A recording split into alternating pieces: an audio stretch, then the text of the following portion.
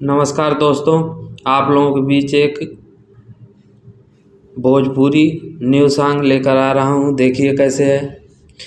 हर जैसन सोचत रहली हो वैसन पाई गईली हो, हर जैसन सोचत रहली हो वैसन पाई गईली हो, पाके लभर हिरान हम जुड़ाई गईली हो।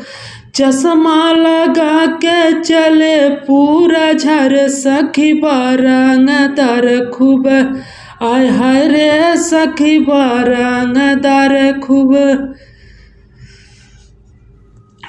नमस्कार दोस्तों, अगर ये गाना अच्छा लगा हो तो ऐसे ऐसे भोजपुरी गाना के लिए हमारे चैनल को लाइक, सब्सक्राइब और कमेंट कीजिए।